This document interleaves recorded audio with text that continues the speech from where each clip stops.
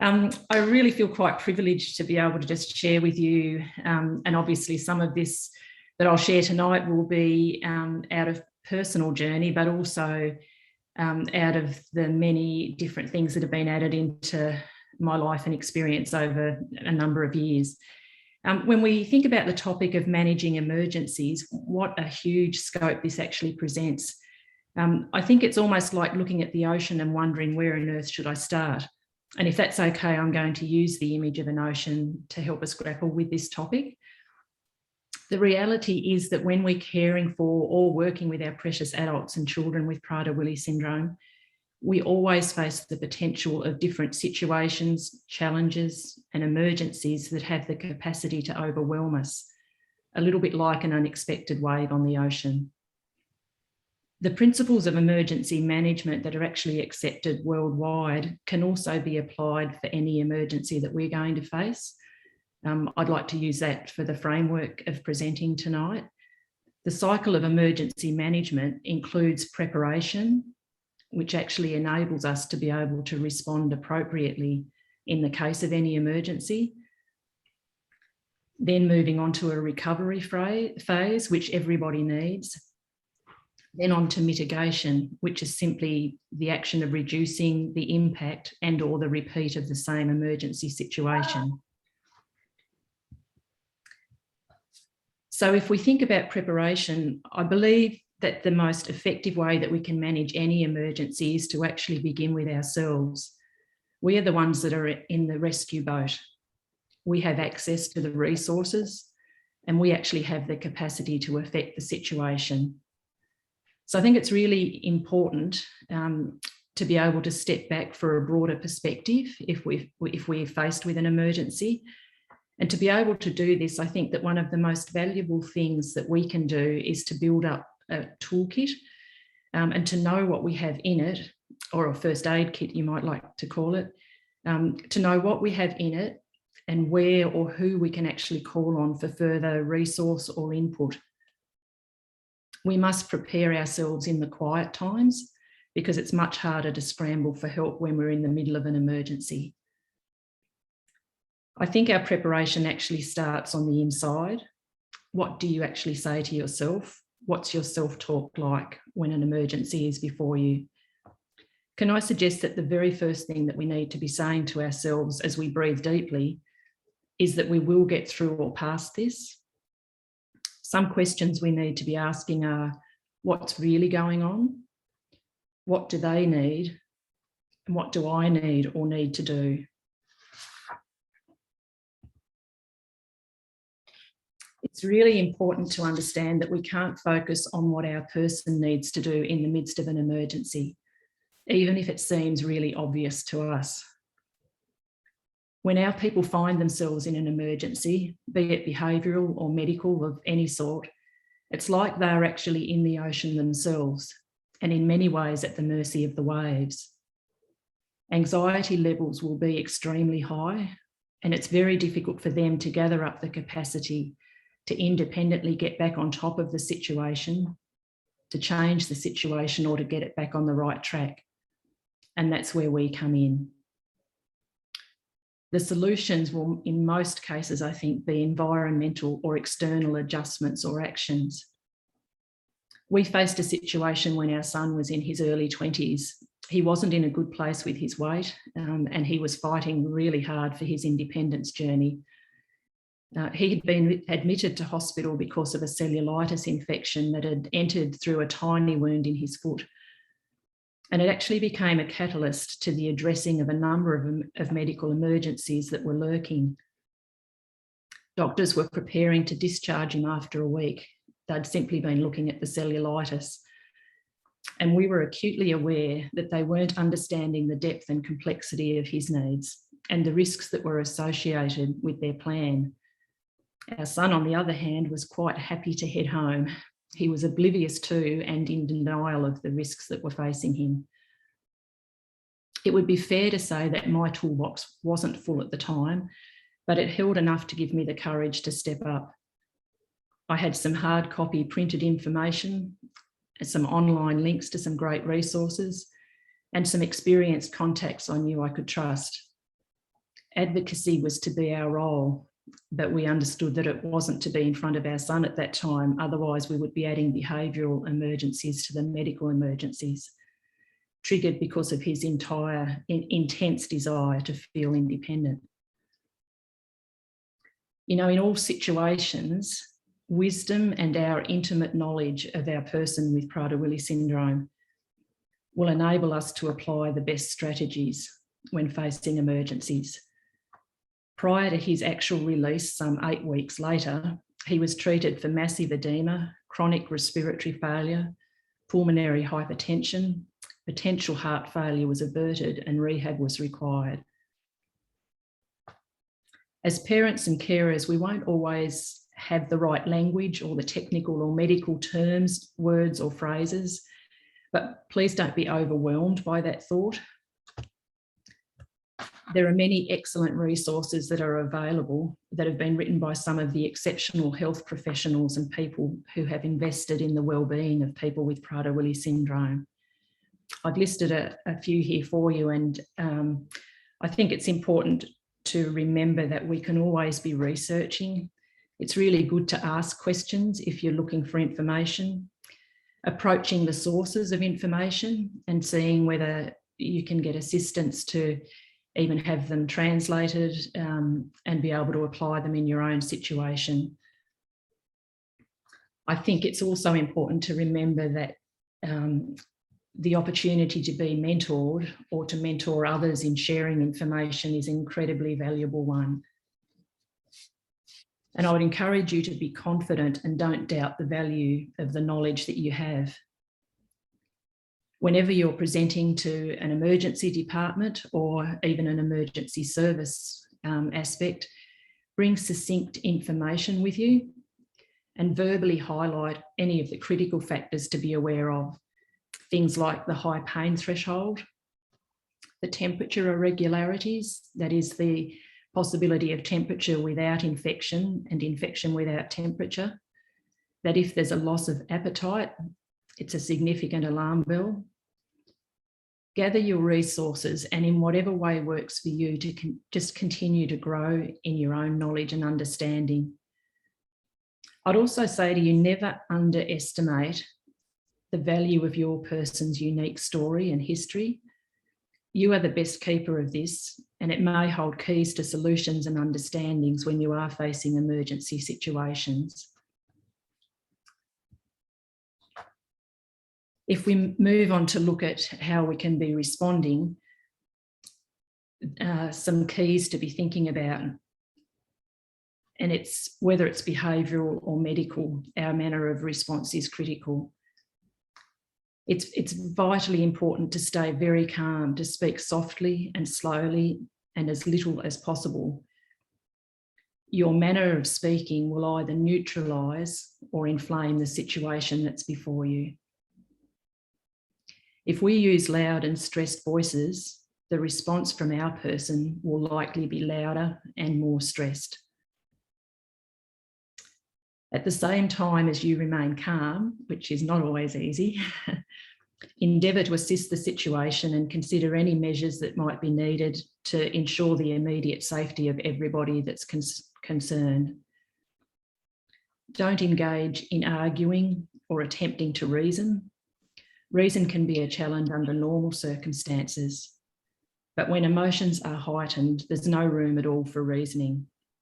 In fact, it will almost always lead to an escalation of behaviour and of increased emotional instability. You will know what your person is like in the good times. With your understanding of what works and what the good triggers are, gently try distraction or humour. Don't ever give in to demands or make promises that you can't keep as a way of stopping a behavioural breakdown. Otherwise, you'll be headed for another behavioural breakdown later on. That's an important one to remember. The 5 basic goals of psychological first aid are safety, calm, connectedness, self and group efficacy, and that's simply the ability to do what's right and needed, and hope. In the case of any type of emergency, we have an opportunity to practice this type of first aid for our person. And it begins by responding in ways that bring feelings of safety and of calm. We'll move on to recovery, what we do in that process of recovery. It's really important to be able to move toward recovery of equilibrium for our person. And to be able to do that, we must continue with practices that produce and maintain that feeling of safety and calm. Some of the important things to remember: space is needed to allow recovery. Does this require time out? Removing the person with PWS from the situation, or removing others to give space for recovery. I think one of the most difficult things for a person with Prader-Willi syndrome is to feel absolutely boxed into a corner when an emergency is happening. It's really important to be aware of the whole person in recovery, not just the thing that's shouting the loudest. Be observant. Be observant with your eyes and with your mind. Consider if there's anything that you actually need to change, even if it's you. If at that point you're potentially causing more anxiety and you need to swap out for somebody else who can take it from here. Give praise for positive handling of a difficult situation. Aid towards relaxation. Again, a knowledge of the person is so valuable. What does it mean for your person to relax? What are the favoured or enjoyed actions or pathways to relaxation for them? Again, in the recovery phase, it's really important to not be confrontational. It will only heighten the anxiety again and escalate the behaviour. Use clear, concise and consistent communication at all times. It's really important for you to be seen as being calm and peaceful and in control. One of my grandfathers used to often say, be like a duck, calm on the surface, but paddling like crazy underneath. And I think that can be applied in this situation as well. A skill that we sometimes have to practice and learn. And in telling you that, I've lost my place. Yeah. It's really helpful for our person with PWS to be able to look to us for some sense of predictability in the midst of whatever has been going on. Also find a way to give tools that enable the person to regain some feeling of control in their lives again. For example, a task that they might normally like to help with, something they can do for someone else, or something that they can make a choice about. If we move on to the thought of mitigation or what we can change, the first Prader-Willi syndrome conference I had the opportunity to attend was the 7th IPWSO conference that was held in Taiwan in 2010. And I've never forgotten a comment made by psychologist Norbert Hudebeck-Stuntenbeck. He's a great friend of people with Prader-Willi syndrome from Germany.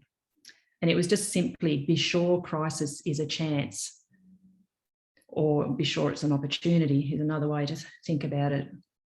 You know, each crisis or emergency we face actually provides us with an opportunity to learn and grow, to change something. I also came across a thought-provoking quote by Robert Murdoch. If the sea level rises 6 inches, that's a big deal. We can't mitigate that. We can't stop it. We've just got to stop building vast houses on seashores and go back a little bit. That is, not keep doing the same things and expect the problems to go away. I think it's really important to accept that emergencies of different kinds are a part of our lives when Prader-Willi syndrome is in the mix. We actually can't stop that. It's a bit like the sea level rising. But we can think about choices that we can make that will influence the environment for our people and have the potential to minimise the frequency and the impact of emergencies for everyone that's involved. Some important keys that we can remember with this. The reduction of the frequency and intensity of behaviours is only possible if you understand the behaviour. Keep learning. I think we've got that before us all of our lives. Our friend Janice Foster from the Pittsburgh Partnership has shown us how the food insecurity cycle works. That is, no doubt, no hope or chance, no disappointment regarding food. And brain imaging studies have shown that it's the thought about food that stirs up all of the angst, the desire and the potential angst that can follow. And I'd like to suggest that our people also live with a whole of life insecurity cycle that works in the same way. I think it's really helpful if we can recognise the heightened anxiety that is always present and be considerate and aware in the conversations that we have, the simple things that we can sometimes be saying that inadvertently allow for false expectations and hopes that build up and then come crashing down, creating a behavioural emergency when they're not fulfilled. A small example I can give to illustrate this is in a support situation, for example, where our son is involved. Occasionally there have been comments that have been made by support workers without considering the outcome, and it may be our son has a tremendous interest in famous people and autographs and photographs. I would love to publish a book one day of all of the photographs he has of himself with a famous person. And it can be something as simple as an opportunity to meet somebody that he may like to meet one day.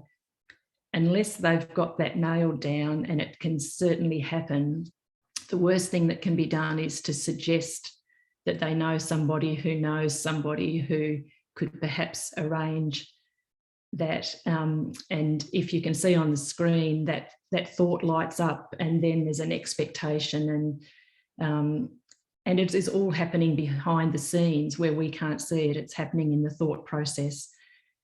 It's really important, if with the things that we say, that we don't set up those patterns of expectation and disappointment. Otherwise, that's where the emotional or behavioural breakdowns can occur when that doesn't get fulfilled, the same as it can when it's with regard to food.